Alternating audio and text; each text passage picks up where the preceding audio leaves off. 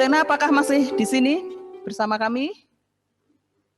Atau mungkin tadi teman dari Sendang Biru yang ingin bertanya masih ada? Belum muncul?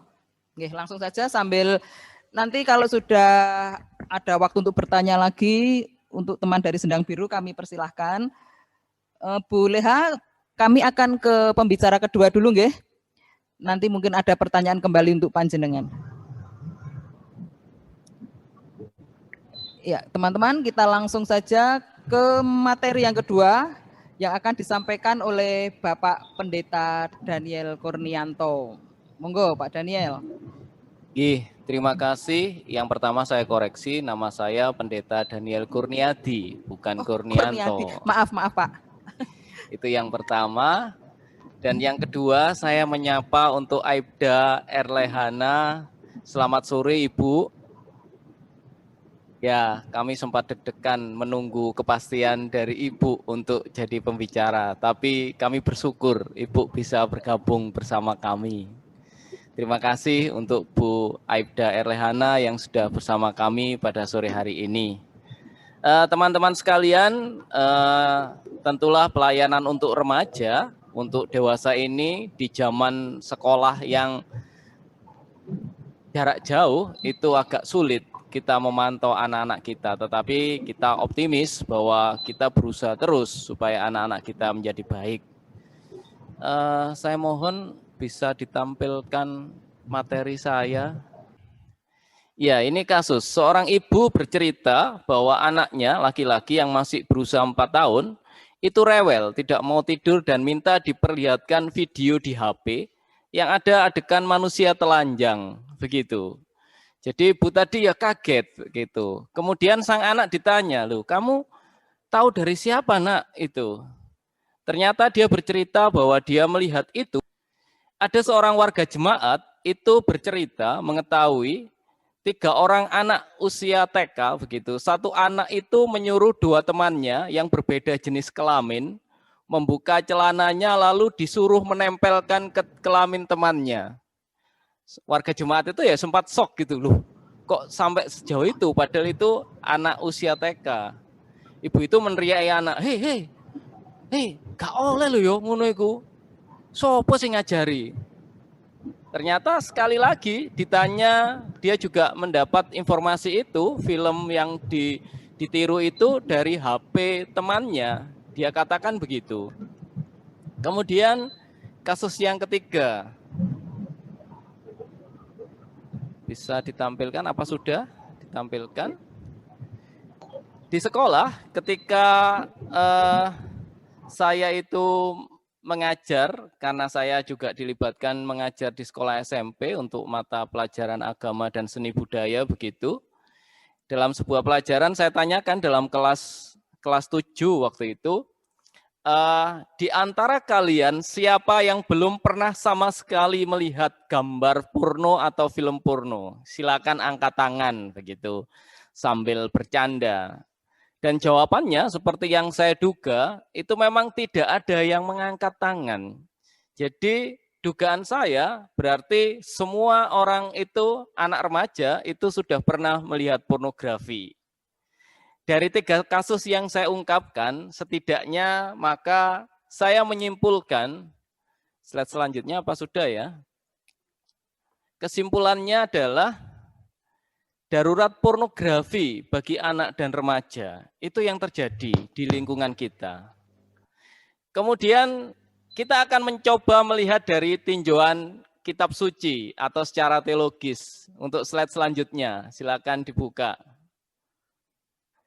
Jadi ini ada 2 cerita yang saya ungkapkan. Yang pertama adalah kisah ketika Nuh itu tidak sadar karena dia meminum anggur, lalu anaknya melihat aurat ayahnya. Si Ham, anaknya Nuh itu kan Sem, Ham, dan Yafet. Yang Ham. Lalu setelah kejadian itu, Nuh mengutuki anaknya itu yang membiarkan auratnya terlihat. Jadi itu yang pertama, ada kisah seperti itu dalam kitab Kejadian 9 ayat 22. Kisah yang kedua yang saya ungkapkan itu adalah di 2 Samuel 11, itu dikisahkan Raja Daud yang waktu itu berjalan-jalan di sotoh istana atau loteng lantai 2, kemudian melihat pemandangan seorang yang sedang mandi, perempuan bernama Batseba. Dan itu membuat niat buruk Raja Daud untuk dia tidur dengan sang perempuan itu, sang Batseba itu. Padahal dia sudah punya suami. Itu yang dikisahkan di kitab suci. Kemudian dari dua cerita tadi, maka pandangan yang terjadi adalah, ini sudah ya, kisah pertama itu bahwa melihat aura orang lain itu dikatakan terkutuk, walaupun itu ayahnya sendiri. Jadi menurut saya dari sudut pandang manapun, melihat aurat orang lain itu adalah tindakan yang terkutuk, aib besar begitu, dan dosa yang tidak terampuni. Dari kisah yang kedua, ini Daud seorang raja begitu, seorang raja besar, ternyata dia juga jatuh ke dalam dosa karena pornografi. Melihat seorang yang sedang mandi dari loteng istananya.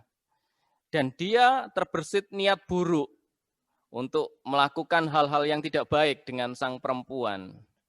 Bandingkan itu jika itu terjadi pada anak-anak remaja, yang biasanya memang pornografi itu sifatnya ngintip-ngintip, jadi tidak terbuka, hanya inceng-inceng begitu. Sing diinceng itu yang membuat orang jadi penasaran. Dilanjut lagi slide selanjutnya.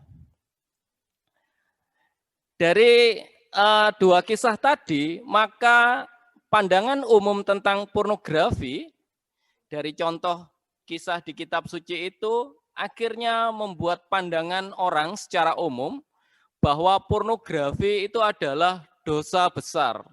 Harus dijauhi, tidak pantas dibicarakan, dijauhkan dari hidup manusia. Itu pandangan umum tentang pornografi. Selanjutnya, apa kata ilmu pengetahuan? Ilmu pengetahuan itu mengatakan bahwa pornografi atau seksualitas itu adalah sebuah kebutuhan mendasar umat manusia. Jadi dari dua sudut pandang ini, maka agak susah juga kita itu mengatakan iki dosa opo gak popo begitu. Selanjutnya, slide selanjutnya. Nah, ini pandangan dari ajaran Tuhan Yesus di kitab Perjanjian Baru, Matius 5 ayat 27 sampai 28. Saya akan membacakannya. Kamu telah mendengar firman, jangan berzina. Tetapi aku berkata kepadamu, setiap orang yang memandang perempuan serta menginginkannya, sudah berzina dengan dia di dalam hatinya. Itu yang tertulis dalam kitab Matius. Lalu dari kitab ini muncullah sebuah tafsir. Tafsir umum atau yang klasik, tradisional begitu, kembali lagi, pornografi itu dipandang sebuah dosa besar, harus dijauhkan dari hidup manusia, tidak layak dipercakapkan. Bahkan pamong-pamong sekolah minggu saya yakin juga menganggap itu tidak baik untuk dipercakapkan. Begitu. Selanjutnya, kita melihat dari tafsir yang lebih modern atau liberal begitu. Jadi dikatakan setiap orang yang memandang perempuan serta menginginkannya, ya ini saya tidak tahu kenapa kok hanya perempuan, apa tidak boleh melihat laki-laki yang melakukan pornografi kemudian tergerak hatinya. Seorang memandang perempuan serta menginginkannya sudah berzina dengan dia di dalam hatinya. Tafsir liberal atau tafsir yang lebih modern begitu, saya menggarisbawahi atau memiringkan kata serta menginginkannya.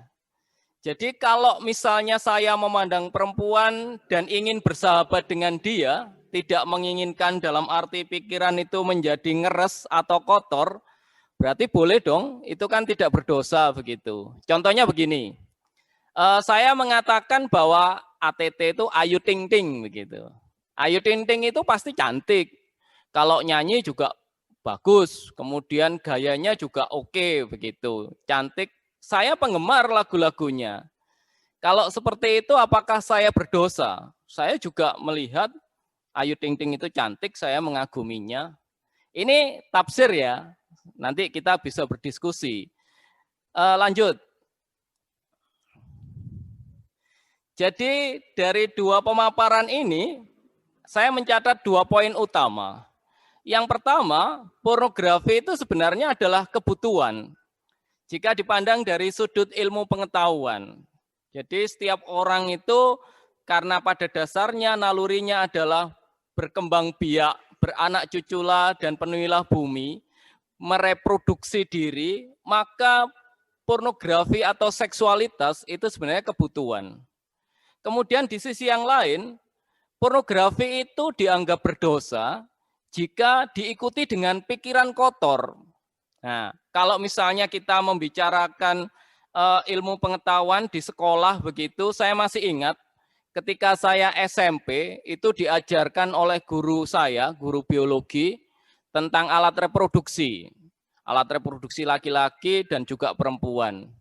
Ketika dijelaskan tentang alat reproduksi khususnya perempuan begitu, saya pun menjadi senyum-senyum begitu, cengar-cengir dan sebagainya, padahal gurunya sudah berpesan tidak boleh rame loh ya, boleh senyum-senyum boleh tapi tidak boleh rame. Tapi mau tidak mau di kelas itu ya agak sedikit hiruk pikuk dengan senyuman-senyuman begitu. Lalu guru menjelaskan tentang fungsi-fungsi alat reproduksi. Kami hanya cengingisan-cengingisan saja. Pada saat ujian, ada pertanyaan-pertanyaan seputar alat reproduksi, fungsi-fungsinya, bahkan di bagian pemaparan itu kami harus menggambar dan menjelaskan bagaimana bentuk vagina sampai dengan fungsi-fungsinya. Dan ternyata saya tidak bisa, teman-teman sekalian. Itu kan menunjukkan ketika kita memandang sesuatu dari sudut pandang ilmu pengetahuan, ya jadi akhirnya jadi serius, tidak menjadi pikiran kita kotor, bahkan munyeng waktu itu tuh. Ketika harus menyelesaikan soal-soal seperti itu. Lanjut lagi, slide selanjutnya. Jadi tentang pornografi, khususnya bagi pendidikan seks untuk remaja, saya itu setuju dengan kurikulum pendidikan Kristen untuk tingkat SMP yang waktu itu KTSP ya, kurikulum tingkat satuan pendidikan begitu. Di materi kelas 9 itu ada dipaparkan tentang tumbuh kembang remaja menjadi salah satu materinya. Di situ dijelaskan tentang perubahan fisik, hormon, dan seksualitas pada anak remaja. Jadi saya selaku guru harus bisa menjelaskan itu secara ilmu pengetahuan, secara logis begitu, tanpa harus menimbulkan hal-hal yang pikiran kotor itu tadi. Bisa dilanjut, slide selanjutnya. Nah, remaja dipahamkan tentang fungsi alat reproduksi, baik pria maupun wanita, kemudian dijelaskan bahayanya jika disalahgunakan.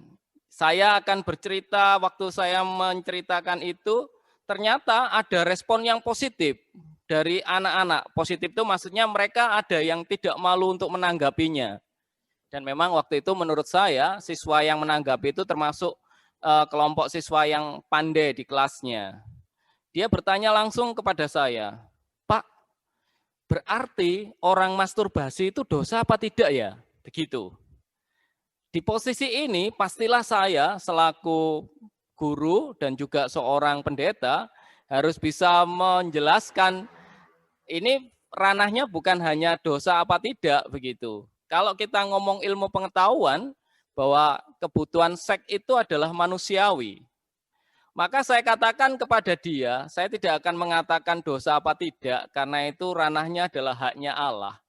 Tetapi ketika orang terjebak ke dalam sebuah posisi kecanduan, bahwa ketika dia melakukan masturbasi itu, ketika dia tidak melakukan itu, maka ada hal-hal yang tidak baik, misalnya tidak bisa konsentrasi dan lain-lain. Itu yang menjadi tidak baik. Sehingga dari situ anak itu menjadi terbuka. Saya tidak ingin mengatakan, kalau saya langsung mengatakan itu berdosa, maka anak itu pasti akan membatasi komunikasinya dengan saya. Lalu kemudian ternyata dari situ anak ini juga mau membuka diri.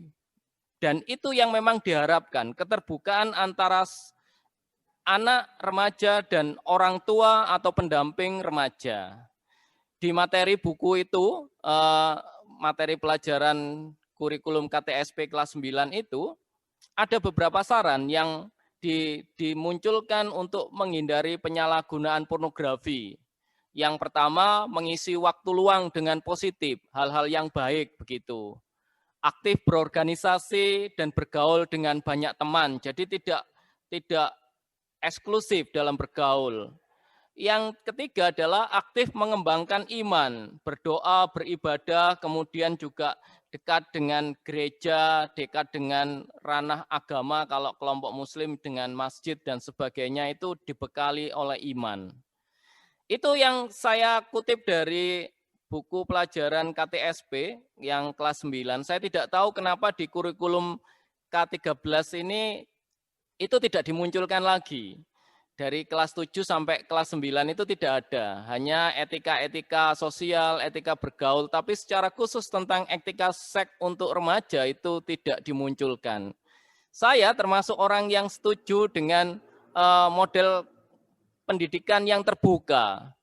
Jadi anak itu didampingi bagaimana mengenal pornografi. Patut tidak itu dilihat oleh orang. Orang yang melakukan senggama kemudian dilihat orang lain, apa itu patut? Apa itu hal yang harus dipamer-pamerkan? Kemudian bagaimana pandangan kitab suci, pandangan etika umum. Jadi ada diskusi membawa ranah seksualitas, pornografi ke ranah pengetahuan, bukan ke ranah pikiran kotor, begitu. Ini hanya sebuah usulan, karena memang tidak banyak orang yang punya pandangan seperti ini. Itu yang bisa saya usulkan. Slide selanjutnya, monggo. Berlanjut. Kurang satu kayaknya, satu slide lagi. Nah, pendidikan seks remaja. Seperti saya paparkan tadi, jadi harus dilakukan dengan penjelasan yang terbuka dari hati ke hati. Dengan pendampingan yang baik dari orang tua, dari guru pendamping, pamong remaja, maka penyalahgunaan pornografi itu bisa dihindarkan, begitu. Bahkan kalau tadi saya memperhatikan pemaparan dari pemateri sebelumnya, Bu Lehana tadi, ada saran yang nomor 5 itu berdialog dengan orang tua dan anak. Jadi memang itu perlu dilakukan. Bukan kemudian menghakimi, ini tidak boleh, ini dosa. Karena mau tidak mau, di zaman serba canggih seperti ini, anak itu akan bisa mendapat dari sumber manapun. Dan yang terpenting adalah ketika mereka itu mengakses pornografi atau seksualitas, kita bisa memberikan pemahaman yang benar bahwa itu tidak patut untuk dilakukan di tempat terbuka, dipamer-pamerkan, tetapi itu adalah sesuatu yang kudus di hadapan Tuhan. Itu pemaparan dari saya, slide-nya terakhir, terima kasih. Begitu saya kembalikan kepada moderator. Terima kasih. Oke, terima kasih. Langsung saja, apakah ada pertanyaan? Monggo. Dadah-dadah langsung, karena di kolom chat kayaknya belum ada pertanyaan ya. Sebentar. Oh, sampun. Ini ada pertanyaan. Dari Pak siapa gini? Syekh Pangrekso. Bagaimana cara mengajarkan pendidikan seks yang benar kepada usia remaja agar mereka tidak terjebak dengan pornografi? Monggo Pak Daniel langsung saja. Ya, ranahnya bukan berarti saya itu harus mutusi bahwa ini benar, ini salah, tetapi seperti yang saya paparkan tadi, saya termasuk yang setuju dengan keterbukaan, bahwa remaja itu harus dipahamkan ketika mereka menjadi remaja, itu ada perkembangan-perkembangan yang terjadi pada dirinya. Contohnya waktu saya menjelaskan kepada remaja itu, bahwa untuk laki-laki maka suaranya akan berubah. Terus kemudian muncul ada jakun itu di leher yang mentol itu. Kemudian mimpi basah dan sebagainya. keluar rambut di sekitar bagian kelamin. Dengan perempuan juga begitu, terjadi perubahan fisik. Ada bagian-bagian yang awalnya tidak menonjol itu menjadi menonjol di sana-sini. Kemudian mengalami menstruasi, tumbuh beberapa rambut di sekitar kemaluan dan ketiak. Dan ketika itu disampaikan ya satu kelas itu ger gitu. Tapi menurut saya itu penting supaya mereka itu paham bahwa apa yang mereka miliki itu memang karunia Tuhan, bukan untuk dianggap dosa, tidak suci begitu. Itu suci, kudus, karunia dari Tuhan.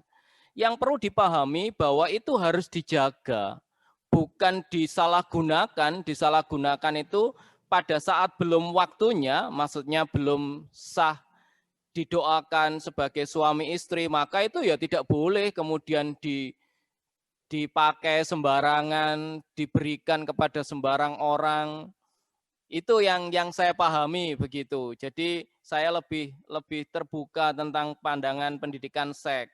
Walaupun mungkin sebagian orang menganggap ngomong seks itu tabu, tapi rasanya dengan situasi seperti ini bukan tabu yang utama. Yang utama adalah mengarahkan mereka memahami fungsi reproduksi, fungsi seksualitas itu dengan benar. Itu saja kalau tanggapan saya. Nggih, matur nuwun Pak Daniel.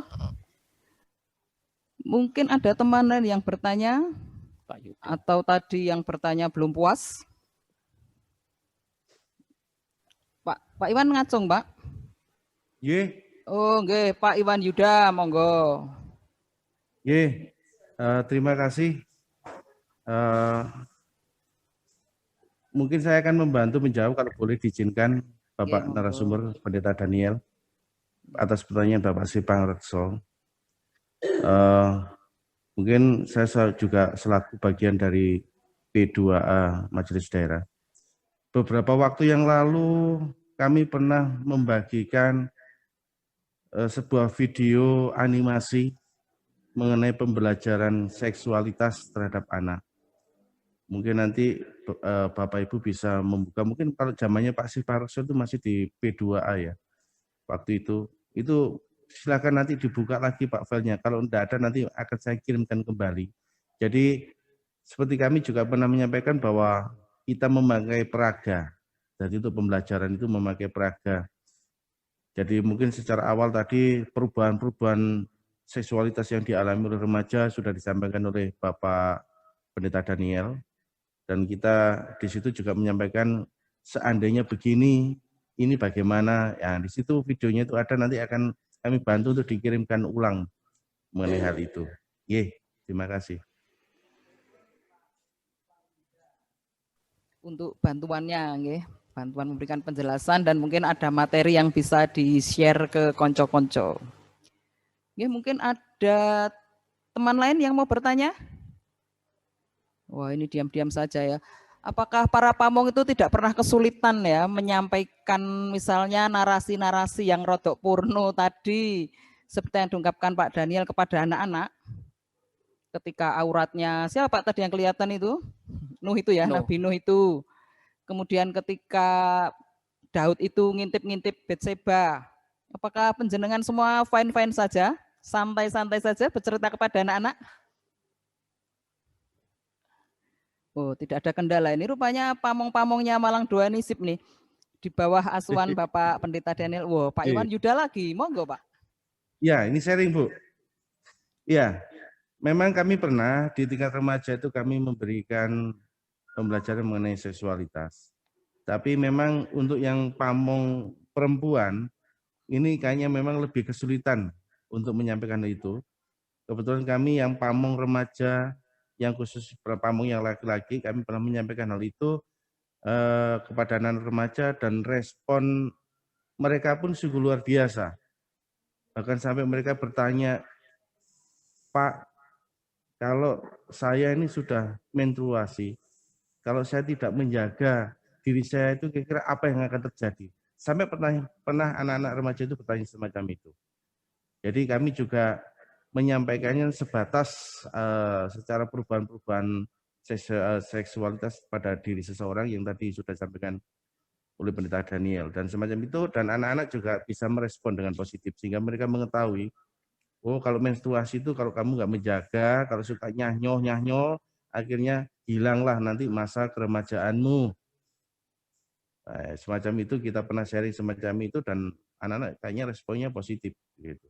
Tapi memang secara jujur kami belum pernah, istilahnya itu sedikit ya, dari pamong perempuan yang berani menyampaikan hal ini. Secara khusus yang kami alami di Gunung Tumo ini adalah pamong yang laki-laki yang menyampaikan hal ini. Itu aja. Matur nuwun. Ini tadi pertanyaan dari Sendang Biru sudah masuk tapi lewat grup WA nggih. Karena ada kesulitan kalau disampaikan secara langsung. Pertanyaannya demikian. Ada beberapa remaja yang ditinggal oleh orang tua untuk menjadi TKW dan karena perceraian. Secara otomatis mereka kadang suka keluar tanpa pengawasan orang tua. Bagaimana sikap kita sebagai pamong yang hanya bertemu dengan anak 1 minggu paling 2 kali gitu ya.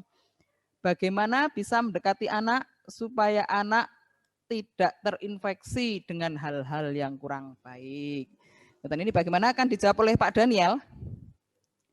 Terus pundi Pak Daniel, monggo. Bagus sekali responnya dari teman-teman Sendang Biru begitu. Memang dalam teori pendampingan remaja itu memang yang dibutuhkan adalah kedekatan begitu. Remaja itu sangat sensitif terhadap relasi sosial mereka. Kalau misalnya kita mengambil jarak dengan mereka, maka seakan-akan kita dihakimi bahwa kita itu bukan temannya. Sehingga pastilah yang dianggap teman itu adalah orang-orang terdekatnya. Biasanya ya yang seusia dengan mereka atau yang bisa menerima pandangan mereka. Nah, kadang-kadang kita pamong sekolah minggu itu ya hanya interaksinya ya sesuai dengan jadwal mengajar kita. Padahal harusnya kalau pamong remaja itu intensitas pertemuannya itu ya bisa ditambah. Ya sapalah mereka. Kalau sekarang itu zamannya media sosial, tidak apa-apa disapa lewat media sosial seperti Facebook, WA, bertanya bagaimana kabarnya, apakah sehat, begitu. Ketika terbangun kedekatan, biasanya mereka itu tidak sungkan untuk curhat, untuk bercerita yang lebih dalam lagi. Tetapi ketika kita mengambil jarak dengan remaja, maka yang terjadi adalah ya mereka akan memprotek diri untuk tidak bergaul dengan kita. Kita dianggap bukan kelompoknya. Kalaupun kita mengajar, maka yang dianggap ya hanya itu sebatas formal pamong mengajar anak sekolah minggu tanpa ada interaksi yang dekat. Menurut saya itu, jadi yang penting itu adalah interaksi sosial kita dengan remaja. Ini berbeda dengan anak-anak. Kalau anak-anak itu biasanya mereka lebih senang kita itu di posisi sebagai guru, mengajar, memberikan instruksi, memberikan wejangan begitu untuk kebaikan, maka itu diterima, ini penting ini teko guruku. Kalau remaja tidak akan seperti itu. Yang utama itu adalah ketika Pak Daniel misalnya, pendeta jemaat, Pak Pendito kurek enak lah ngomong-ngomong Mbak Pak Daniel, maka akan ada interaksi yang lebih dekat lagi. Enak ngomong-ngomong ambek Mas Yuda, nah, maka akan ada interaksi yang lebih dekat. Berbeda kalau hanya posisinya mengajar saja, biasanya ya sebatas formalitas. Itu kalau menurut saya. Saya kembalikan lagi kepada moderator. Matur nuwun. Sebetulnya kan di jemaat itu sudah ada komisi P2A-nya nggih, Pokja. Nah, itu masuk ranahnya kegiatannya Pokja P2A sebetulnya. Bagaimana cara kita melindungi anak. Nah, kalau teknisnya sih tergantung di jemaat masing-masing ya. Bagaimana mungkin kalau Sendang Biru misalnya cah remaja wis mulai ajar nggawe jaring. Nah, mungkin di situ kita bisa masuk. Mungkin kalau Turen lain lagi caranya, mereka punya kegiatan bermusik atau ada multimedianya. Nah itu masuk tugasnya P2A masing-masing jemaat untuk mendampingi anak-anaknya, ngoten nggih. Nah, apakah ada pertanyaan lagi? Wah, ini membahas pornografi mungkin yang ditunggu tadi ada yang tanya, kok nggak ada contohnya produk pornografi ya? Mungkin itu lebih seru gitu ya. Kalau langsung contohnya jane sing untuk didelok ki apa, sing ora ki apa kan gitu. Ya, sambil nunggu pertanyaan, mungkin ada sedikit tambahan informasi bahwa sebenarnya yang berlevel-level itu tidak hanya sambel, tidak hanya mie setan gitu. Tapi kecanduan pornografi pun tuh ada levelnya loh. Jadi kalau kita ingin ngecek anak kita atau mungkin diri kita sendiri gitu ya, yang pernah nonton pornografi, kita itu sudah sampai level apa? Itu ada kriterianya ya. Coba diperhatikan sambil dirasa-rasakan dalam hati gitu. Aku ini masuk level berapa ya? Kalau level pertama itu melihat pornografi itu 1 atau 2 kali dalam setahun. Paparannya pun terbatas. Jadi mungkin cuma sekilas-sekilas. Yang level 2, nah, rada pedes nih ini ya, lebih mendalam ini. Beberapa kali setahun, tapi tidak lebih dari 6 kali. Nah, jadi ya 5 kali lah ya. Fantasinya itu sangat minimal. Wis ono fantasi tapi siti gitu. Karena setahun cuma 5 kali itu ya rata-rata cuma 2 bulan sekali lah ngintip. Level 3, ini rada tambah gobios ini ya. Mulai muncul tanda kecanduan. Sebulan 1 kali. Tapi sudah agak sadar, jadi mulai mencoba menahan-nahan diri gitu ya untuk nggak buka gitu kan. Nah, level berikutnya level 4. Mempengaruhi fokus untuk tugas sehari-hari. Jadi mulai terganggu konsentrasinya gitu. Ini sudah dilakukan beberapa kali dalam 1 bulan. Nah, kemudian yang level 5. Setiap minggu. Yes. Keren ya ini karena sudah level 5 ya. Tapi dia berusaha keras untuk berhenti. Nah, ketika dia mencoba untuk berhenti ini, dia mulai mengalami gejala withdrawal gitu ya, atau yang umumnya itu disebut sakau, atau kalau orang putus obat tiba-tiba gitu. Jadi gejalanya itu rodok cemas gitu ya, berkeringat, depresi, halusinasi. Nah, level berikutnya level 6. Itu kalau sudah setiap hari itu sudah memikirkan pornografi.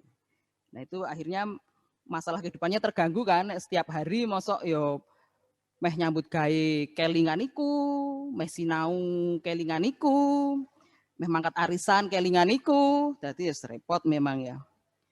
Dan yang level ke-7 ini yang teratas adalah perasaan ketidakberdayaan dan keputusasaan bila tidak melihat pornografi. Lah ini jadi sudah lebih dari apa ya, seperti orang makan tuh. Kalau enggak makan kan lemes. Tapi ini makanannya itu makanan apa ya, makanan mata tapi sampai ke otak gitu. Makanya seringkali pornografi ini disebut juga dengan narkolema, narkotika lewat mata. Dan ini katanya bahayanya itu lebih bahaya daripada kita mengkonsumsi narkotika. Karena kalau narkotika itu yang rusak di otak itu ada 3 bagian, sementara kalau pornografi ini bisa sampai 5 bagian. Dan mungkin tadi sudah dipaparkan oleh Ibu Leha bahwa otak itu bisa mengecil, mengkerut gitu ya. Dan itu salah satu penyebabnya adalah pornografi. Jadi itu sangat berbahaya sekali ya. Mungkin kita mikirnya hanya alah cah saru-saru, cah remaja biasa, wayai ngono. Tapi ternyata efeknya sangat luar biasa. Sebelum kita mengakhiri pertemuan kita di sore hari ini, mungkin nanti Bu Leha akan membuat closing statement ya, statement penutupan terakhir, dan juga Pak Daniel mengungkapkan pernyataan terakhir, tapi bukan kata-kata terakhir ya. Masih ada selanjutnya terakhir di acara kita. Dan mohon maaf Bu Leha kalau kita agak tersendat-sendat, ini ada gangguan teknis. Dan kami sebenarnya sangat senang sekali penjenengan bisa bergabung menemani kami belajar. Dan mungkin lain waktu kami akan mengundang panjenengan kembali karena pastinya masih sangat banyak yang ingin kami tanyakan sebenarnya. Monggo Bu Leha untuk pernyataan kita. Ya, terima kasih Ibu. Mungkin ini pesan buat seluruh masyarakat Kabupaten Malang, khususnya terhadap anak remaja, dan buat orang tua, yang dimana dari awal saya sampaikan pencegahan daripada kenakalan remaja khususnya pornografi ini adalah pendampingan terhadap orang tua. Jadi edukasi tentang pemahaman pornografi itu sangat dibutuhkan oleh anak yang saat ini rentan dengan masalah-masalah yang dianggap itu tabu. Seperti itu.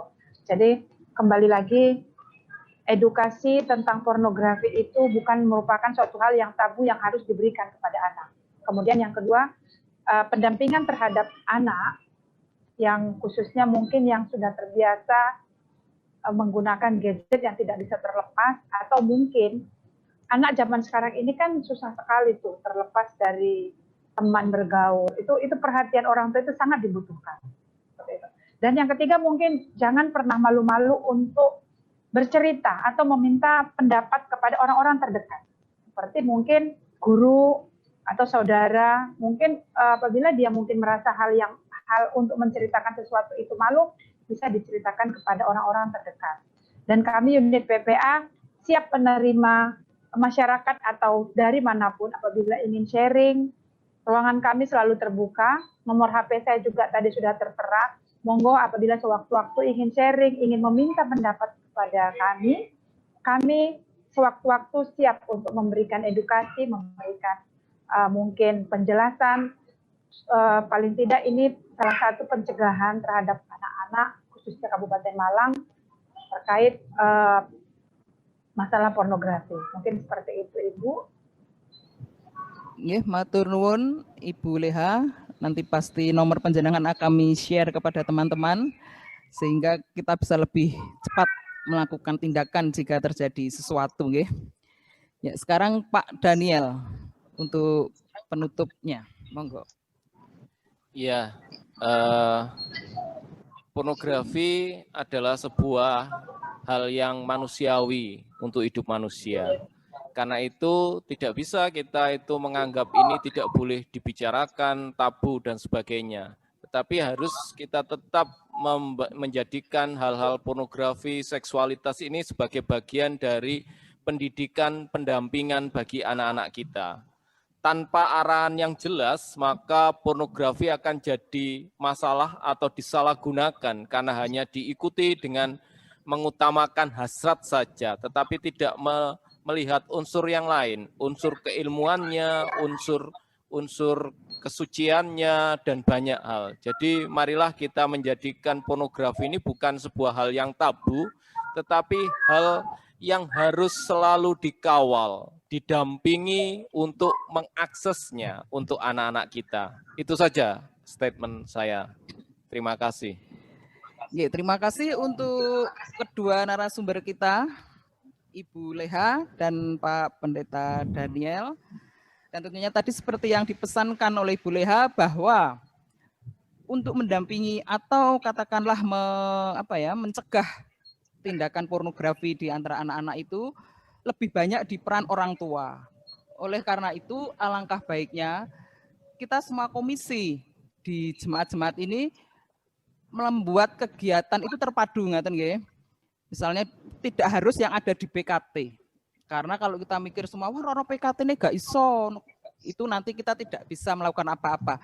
Jadi misalnya di persekutuan bapak-bapak, di salah satu kegiatan persekutuannya kita bisa mengadakan sharing atau PA dengan tema pornografi. Karena biasanya saya tidak menghakimi, maaf nggih nyun sewu, kalau ada bapak-bapak nonton film dewasa misalnya, jejaknya itu kan akan tertinggal di HP-nya. Ketika suatu saat anaknya pinjam, bisa jadi itu terbuka. Nah, maka bagaimana kita mengedukasi para bapak-bapak ini tentang pornografi untuk menjaga anak-anak kita. Nah, kemudian di Adioswa juga bisa, karena zaman sekarang itu bahwa para embah itu sudah sangat jauh jaraknya dengan para cucu, jadi mereka perlu diberi edukasi bagaimana menjadi embah masa kini. Ya, bukan mbah-mbah zaman dulu yang kalau ngomong saru ditukani ora pareng, saru, bukan begitu. Tapi mbah-mbah ini harus lebih tahu bagaimana cara menjelaskan kepada anak-anak koyo oposisi seks gitu ya. Nek mbiyen ora pareng, sekarang pareng tapi dalam batasan tertentu.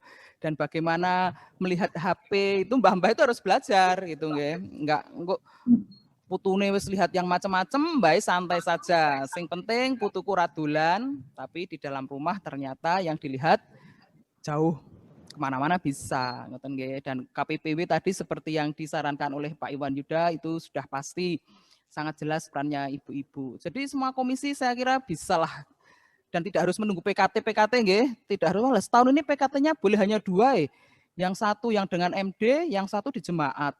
Oh, kita bisa setiap saat di setiap persekutuan, di kemisan, reboan, selosoan, semua bisa kita masuki materi ini, ngeten nggih. Ya, terima kasih untuk semua teman-teman, untuk narasumber, karena ini pengalaman pertama, mudah-mudahan bukan yang terakhir, meskipun sedikit tersendat-sendat, jadi tunggu saja untuk pertemuan kita seri 2-nya, apakah masih tentang pornografi, apakah KDRT, ataukah yang lain yang lebih seru, lebih menyeramkan, ngoten nggih. Dan sebelum kita akhiri, karena tadi kita awali dengan doa, kita akan tutup dengan doa juga. Kami nyuwun tulung kepada Pak Pendeta Galih, untuk menutup dalam doa. Pak Pendeta Galih ada di lokasi.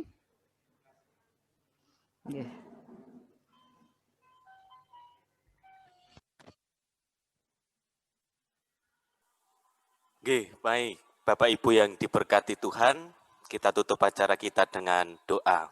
Mari kita berdoa. Segala puji syukur kami panjatkan kepada Tuhan yang baik, di tengah kesederhanaan kami, di tengah kami bersama-sama belajar saat ini, biarlah peran kami sebagai orang tua, peran kami sebagai pelayan, peran kami di dalam kehidupan bergereja semakin mampu memberikan yang terbaik bagi generasi kami di tengah kehidupan yang modern ini. Tuhan, kami juga berdoa bagi segenap pembicara dan peserta, Tuhan berkati di dalam kehidupannya, agar semuanya bisa mendatangkan dengan hikmat. Biarlah program yang sudah kami lakukan saat ini benar-benar menjadi berkat di dalam kehidupan ini. Kami juga berdoa bagi tim multimedia yang juga saat ini memberikan penataan yang terbaik. Tuhan berkati di dalam pelayanannya.